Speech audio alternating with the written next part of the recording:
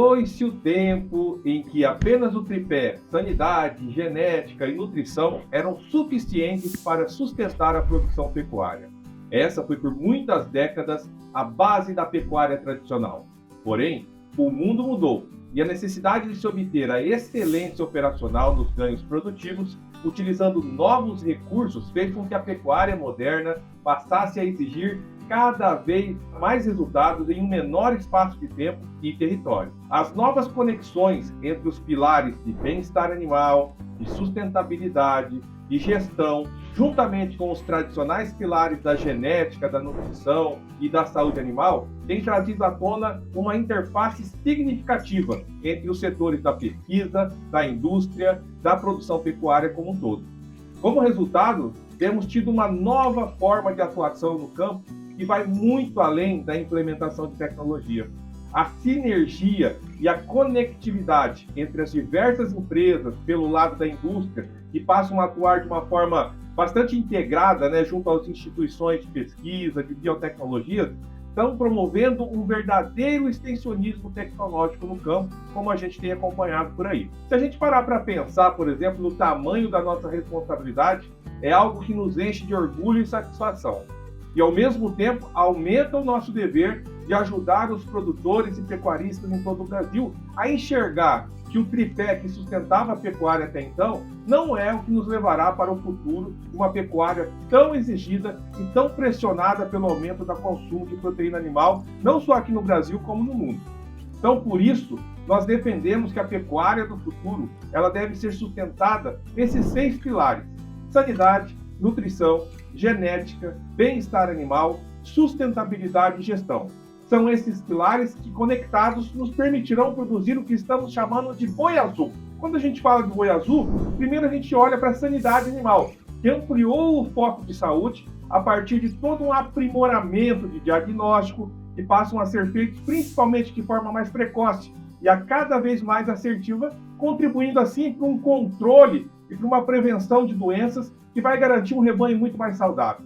Chama atenção aqui para todos a importância dos diagnósticos efetivos, que podem ajudar a diminuir o risco infeccioso nas fazendas e as perdas decorrentes de enfermidades diagnosticadas tardiamente. Dessa forma, a sanidade passa a ser considerada sempre sobre 3 aspectos: prevenção, diagnóstico e tratamento. Nesse aspecto, o pilar da sanidade ele impacta diretamente no resultado da produção. Um bom exemplo é a taxa de mortalidade dentro das propriedades, que pode variar significativamente.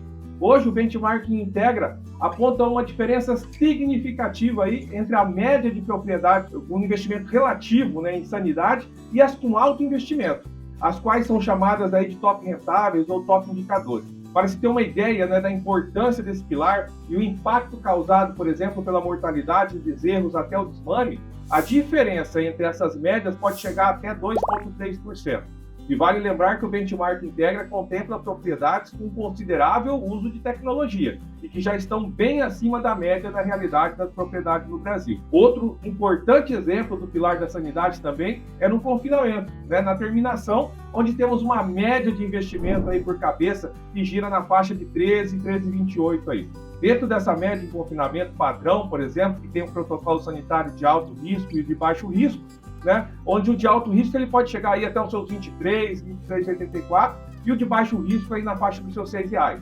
Ambos os protocolos sanitários têm grande importância e dependem significativamente do desafio dos animais que entram no sistema e irão impactar diretamente o índice de mortalidade e morbidade desses animais aí dentro desse confinamento. Então, com relação à sanidade é isso, genética também, que é outro pilar, deve ser sempre considerado e ampliado do ponto de vista do melhoramento genético e da aplicação da reprodução, com a adoção aí de mais tecnologia e sempre aí buscando o alcance de índices cada vez mais superiores.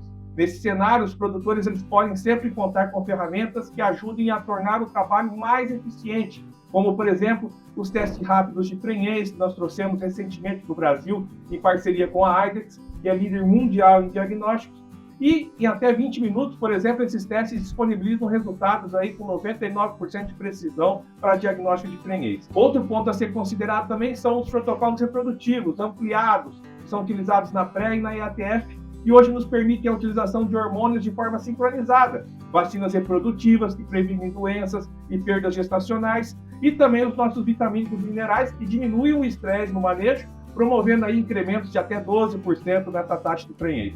E todas essas tecnologias, elas aplicadas, elas também já nos fornecem atualmente resultados espetaculares, como os que são apresentados também no Benchmark Integra, com peso ao desmame aí de fêmeas, Nelores na faixa de 225 quilos, e as cruzadas aí um pouco mais na faixa de 241. Além dos índices de fertilidade que batem aí a casa dos 86%. Outro número que impacta bastante também na reprodução é o uso de tecnologia para as perdas de prenhez, né, evitando a perda de prenhez até o desmame, que pode aí mais ou menos variar em 10% quando você usa tecnologia aplicada dentro da propriedade. Em relação à nutrição, que é o terceiro pilar aí estratégia que nós estamos conversando, dentro da pecuária de resultados, além de pastagem, nós precisamos considerar muito também o alimento que é produzido e armazenado. No caso aí, podemos indicar nesse sentido, né, toda a nossa parceria que nós temos com a Lariman, que faz hoje do mercado brasileiro, né, um extremo potencial de produção de alimentos.